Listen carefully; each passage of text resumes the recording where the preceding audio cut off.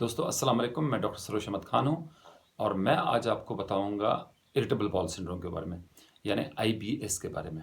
देखिए दोस्तों, ऐसा है, आप एक आइडियल स्टूल क्या होता है ये आप सोचिए।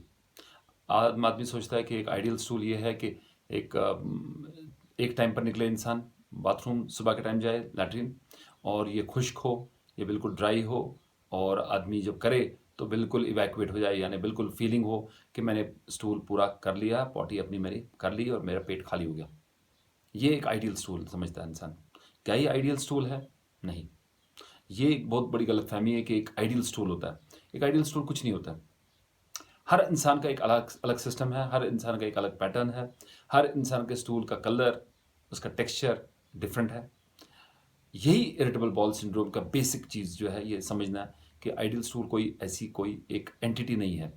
कुछ लोग पतला स्टूल करते हैं, यानी दिन में 2 बार 3 बार करते हैं। कुछ लोग 2 दिन में 1 बार करते हैं, 3 दिन में 1 बार स्टूल करते हैं। कुछ लोग तो हफ्ते में 1 बार करते हैं। ऐसे भी लोग हैं जो हफ्ते में 1 बार स्टूल करते हैं और बिल्कुल कंफर्टेबल रहते हैं। और कुछ लोग दिन में 2 बार 3 बार भी करते हैं और फिर भी रहता है कि नहीं, चाहता है कि जैसा अभी स्टूल पास नहीं हुआ। यही बेसिक है जो इरिटेबल बाउल सिंड्रोम समझने में आपको काम आएगा। डिजीज है ये, तकरीबन देखा गया है 20 से 30% लोगों में होता है। खासकर जवान इसका ज़्यादा शिकार होते हैं, और ये देखा गया है फीमेल्स में ज़्यादा है, मेल्स के हिसाब से फीमेल्स में ज़्यादा है। हालांकि फीमेल्स हमारे पास, एज हमारे पास जब डॉक्टर में बैठते हैं, पेशेंट देखते हैं, तो फीमेल्स कम आते हैं। लेकिन जब स्टडी करते हैं हम लोग, देखा गया है कि फीमेल्स में ज़्यादा है मेल्स के हिसाब से। किसमें क्या है ये? कॉमनली हम बोलते हैं आईबीएस सी, यानी इरिटेबल बाउल सिंड्रोम सी, यानी कॉन्स्टिपेशन प्रेडोमिनेंट, जिसमें कब्ज ज़्यादा होता है। ये लोग निकलते नहीं है, 2 दिन के बाद निकलेंगे, तसल्ली नहीं होगी, निकलेंगे तो परेशान रहेंगे कि खुल के नहीं निकले। दूसरा टाइप जिसको हम बोलते हैं वो है आईबीएस डी, जो कि डायरिया प्रेडोमिनेंट है, यानी उसमें लूज रहता है स्टूल, पतला स्टूल रहता है। उसके बारे में इलाबरेट करूंगा मैं। और तीसरा वैरायटी जो है उसको बोलते हैं आईबीएस मिक्स्ड वैरायटी एम, जिसमें कि कभी स्टूल, कभी पतला स्टूल है, यानी कभी लूज स्टूल टाइप का है, डायरिया टाइप का है, कभी कॉन्स्टिपेशन टाइप का है, यानी कब्ज टाइप का है। तो दोनों में कभी ऑल्टरनेट होता है, हफ्ते में कभी ऐसा हुआ, 2-3 हफ्ते के बाद ऐसा हुआ, अलग अलग टाइप का होते रहता है। ये मिक्स्ड वैरायटी है, ये भी काफ़ी कॉमन है। लेकिन सबसे कॉमन जो है, जो पेशेंट हमारे पास ज़्यादातर आते हैं, वो आते हैं आईबीएस डी के लिए, यानी डायरिया प्रेडोमिनेंट के लिए।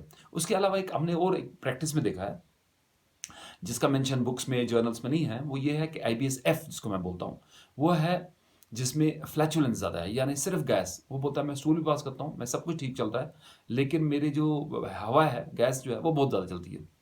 उसको हम आईबीएस एफ में बोलता हूँ। तो जो आईबीएस डी के बारे में बता रहा था मैं, तो जो डायरिया प्रेडोमिनेंट है, उसमें पेशेंट दिन में सुबह के टाइम जब उठता है, उसको लगता है बहुत बेचैनी है, पेट टाइट है और स्टूल जाने की हाजत है। और जब जाता है वो, उसको तसल्ली नहीं होती है, लगता है कि मैंने अभी स्टूल पास नहीं किया है पूरा। तो उठ जाता है, वॉश करके उठ जाता है, और उठ के आता है, चाय वाय पीता है, ब्रेकफास्ट करता है, फिर लगता है कि उसको फिर मैं जाऊँ बाथरूम, और फिर जाने की कोशिश जाता है। और जाके फिर उसको ऑफिस में देर हो जाती है, या काम कर रहा है, मजदूरी कर रहा है, कोई काम कर रहा है, तो उसमें देर हो जाती है उसको, तो बोलता है चलो यार छोड़ दो, अब मैं वॉश करके उठता हूँ। तो तसल्ली इसको कभी नहीं होती। दिन में भी जब वो कुछ खाता है, तो उसके बाद लगता है उसको मैं फिर मत बाथरूम जाऊँ। या जब भी वो यूरिन के लिए जाता है, कभी पेशाब करने के लिए, उसको लगता है बड़े पेशाब के लिए भी मैं जोर मत लगाऊं। तसल्ली इनको पूरी नहीं होती है, इवैक्यूएशन इनको लगता है कि पूरी नहीं हुई। और सबसे इंपॉर्टेंट चीज़ है जो डायग्नोसिस में भी हमारे को हेल्प करता है, वो ये है कि जब इवैक्यूएशन हो गई, यानी स्टूल पास किया, तो एक अच्छी फीलिंग होती है। एक फीलिंग होती है कि जैसे रिलीफ मिला, या अगर हवा पास हुई, गैस पास हुई, तो रिलीफ मिलता है। ये एक डायग्नोस्टिक क्राइटेरिया में है कि रिलीफ मिलना, स्टूल पास करने से या गैस पास करने से रिलीफ मिलना, एक पेन होना, फिर स्टूल आना, फिर रिलीफ मिलना, ये आईबीएस के डायग्नोस्टिक क्राइटेरिया में आता है। अब हम लोग को ये कैसे समझ आएगी कि ये डेंजरस है, कि ये नॉर्मल आईबीएस है? 4-5 चीज़ें हैं जो इंपॉर्टेंट है, जो आपको समझने की ज़रूरत है। एक बात कि अगर आईबीएस पेशेंट, अगर कोई भी पेशेंट, उसको स्टूल के साथ खून आ रहा है, ब्लड आ रहा है, तो ये आईबीएस नहीं है। आप डॉक्टर को दिखाइए। हो सकता है आपको कोलोनोस्कोपी करनी पड़ेगी, सिग्मोइडोस्कोपी करनी पड़ेगी, बड़े पेशाब की जगह देखना पड़ेगा कि क्या बात है, खून क्यों आ रहा है। ये नॉर्मल नहीं है। उसके अलावा अगर किसी को भूख कम लग रही है, ये आईबीएस नहीं है। आईबीएस में आपकी भूख अच्छी होगी, जो आईबीएस नहीं है उसमें आप भूख कम हो जाएगी। तो ये वार्निंग साइन है, ये अलर्ट वाला साइन है। तीसरी चीज़, अगर खून किसी का कम हो रहा है, हीमोग्लोबिन कम हो रहा है, एनीमिक हो रहा है वो, तो खून कम होना IBS के साथ नहीं जाता है, ये कुछ और बीमारी है, आप इन्वेस्टिगेट कीजिए। उसके अलावा अगर वेट लॉस हो रहा है, वज़न कम हो रहा है, ये भी IBS के अगेंस्ट है, ये अलर्ट साइन है, ये वार्निंग साइंस है कि ये IBS नहीं है। अदरवाइज अगर आपको खून नहीं आ रहा है, बड़े पेशाब के साथ खून कम नहीं हो रहा है, वज़न कम नहीं हो रहा है, भूख नॉर्मल लग रही है, ये सब चीज़ें, तो ये आपको क्लासिकल इरिटेबल बाउल सिंड्रोम है, जो कि डेंजरस नहीं है। और अगर आप सालों साल भी जिंदा रहोगे इसके साथ, तो कुछ ये डैमेज आपको नहीं करेगा। कुछ लोगों को डर होता है कि किसी को देख लिया, किसी को कैंसर है कोलन का, वो सोचते हैं कि मुझे भी कैंसर मत हो जाएगा, मुझे भी लूज होता है, मुझे भी बाथरूम आता है ज़्यादा, मुझे मत कैंसर हो जाएगा। ऐसी बात नहीं है, इसका कोई कॉम्प्लिकेशन में कैंसर, कोलन का कैंसर नहीं है।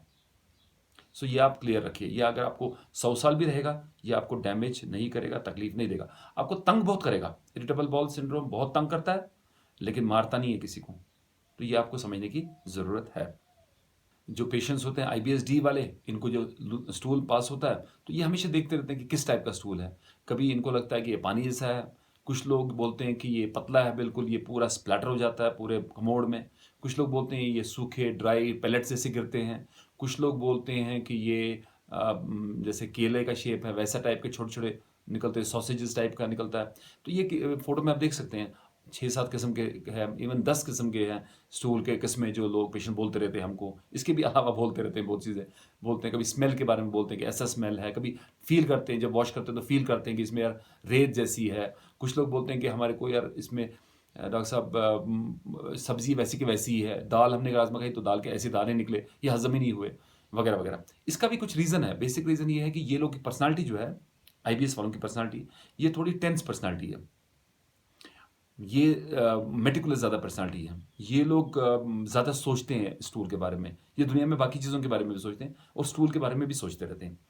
तो ये लोग क्या करते हैं, ये जैसे मैंने बोला आइडियल स्टूल ढूंढते रहते हैं कि आइडियल स्टूल होना चाहिए, वो उनको मिलता नहीं है। और बहुत सारे में हमने देखे हैं पेशेंट्स जिनको एंग्जाइटी होती है, कुछ लोगों को डिप्रेशन भी होता है, लेकिन ज़्यादातर लोगों को हमने देखा है OCD होता है, मैक्सिमम लोगों को इनमें OCD होता है। साइकोलॉजिकल डिसऑर्डर्स में OCD सबसे कॉमन है। इसका मतलब नहीं है सबको है, लेकिन जो साइकोलॉजिकल डिसऑर्डर जिनको होते हैं उनमें OCD सबसे कॉमन है। तो ये लोग एक परफेक्ट स्टूल को ढूंढते रहते हैं जो उनको नहीं मिलता है। ये लोग क्योंकि बहुत हाई स्ट्रंग होते हैं, ये जल्दी जल्दी खाना खाते हैं। अमूमन आप देखो कि IBS वाले, IBS-D वाले खासकर, ये तेज़ खाना खाते हैं, फास्ट खाते हैं खाना, जल्दी जल्दी निगल देते हैं, चबाते नहीं अच्छी तरह से। जो आप चबाया नहीं, सब्जी चबाई नहीं, गाजर चबाई नहीं, राजमा चबाई नहीं अच्छी तरह से, तो दूसरे दिन वैसे ही निकलता है। फिर परेशान हो जाते हैं कि मेरे गाजर के टुकड़े ऐसे निकले, राजमा के टुकड़े ऐसे निकले। तो बेसिकली आपको ये समझना है कि आप आराम से खाना नहीं खाते हो। और देखा गया है इनमें ये लोग फास्ट खाने के अलावा ऑयल ज़्यादा यूज़ करते हैं, सालन ज़्यादा खाते हैं, खाना खाना ख़त्म करने के बाद भी सालन डालते हैं प्लेट में, वो खाते रहते हैं। पानी कम पीते हैं ये लोग, वॉक इन लोग कम करते हैं, टेंस ज़्यादा रहते हैं ये लोग। तो ये सब चीज़ें हैं।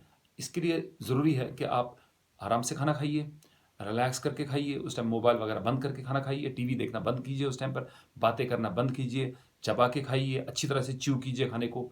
और उसके अलावा पानी काफ़ी पीजिए और 2 टाइम पर वॉक पे निकलिए। तो माइंड को रिलैक्स करने की कोशिश कीजिए। जब सोते हो तो बिल्कुल रिलैक्स करके सो जाओ, अकड़ के मत सो। ये लोग अमूमन अकड़ के सोते हैं, तो जब रिलैक्स करके सोओगे तो बॉडी भी रिलैक्स होगी। अदरवाइज ये डिजीज़ क्या है, ये जो इंटेस्टाइन है, कोलन जो है बड़ा, जो अंतड़ी है बड़ी, वो अकड़ी हुई है, वो सिकुड़ गई है, बिल्कुल टाइट हो गई है वो, उसको हम स्पास्टिक कोलन भी बोलते हैं इसलिए।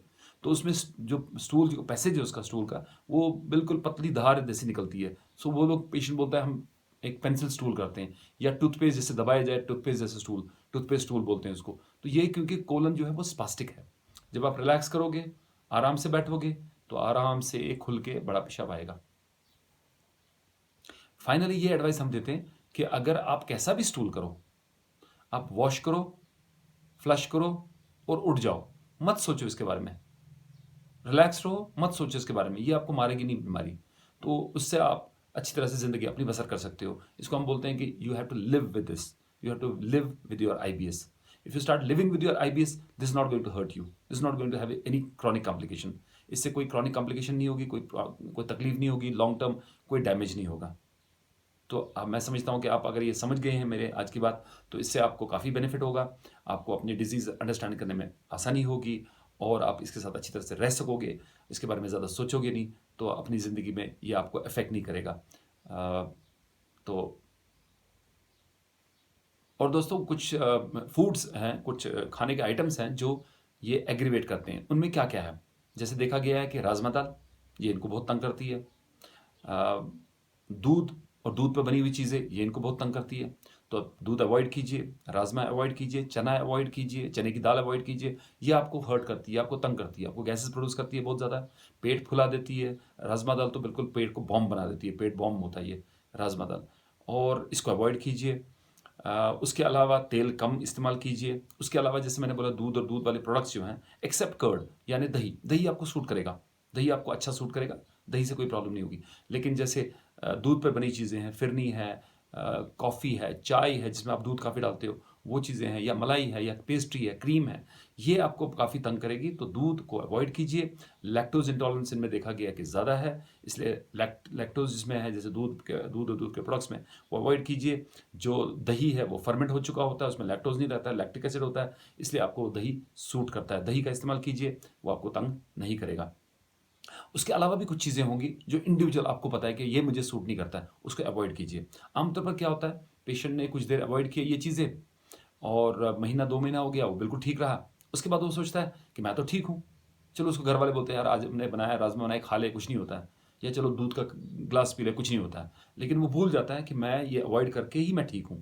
تو وہ ری ایکسپیریمنٹ کرتا ہے، دوبارہ وہ کھاتا ہے یا دوبارہ وہ چیز پیتا ہے، تو اس کو پھر پرابلم ہو جاتی ہے. اور پھر وہ اس کو ہم بولتے ہیں ریمیشنس اور ایگزاسربیشن، پھر وہ ایگزاسربیشن میں آتا ہے. اور اس کے بعد وہ جب سدھرتا ہے تو ریمیشن میں چلا جاتا ہے، کچھ دیر ٹھیک رہتا ہے. لیکن پھر وہ غلطی کرتا ہے. تو عام طور پر IBS کا پیشنٹ جو ہے یہ غلطیاں کرتے رہتا ہے اور یہ بیمار ہوتے رہتا ہے. تو اسی لیے اس کو چاہیے کہ ایک کاغذ پر لکھ کے رکھنا یہ چیزیں، یہ فوڈ آئٹم اپنے فیملی ممبرس کو بھی بول کے رکھنا کہ یہ چیزیں مجھے سوٹ نہیں کرتی، مجھے فورس مت کرو یہ کھانے کے لیے. اور خود بھی اپنے کمرے میں یہ نام ان 4-5 پروڈکٹس کا لکھ کے چپکا دیا اپنے کمرے میں المیرا پر، اور یہ روز یاد رکھا کہ یہ چیزیں مجھے اوائڈ کرنی ہے. خاص کر جیسے آپ ریسٹورینٹ میں کھاؤ گے تو ریسٹورینٹ کا فوڈ ہے وہ آپ کو سوٹ نہیں کرے گا. آپ نے ایک دن ریسٹورینٹ کھایا، دوسرے دن آپ کا پیٹ پورا خراب ہو گیا.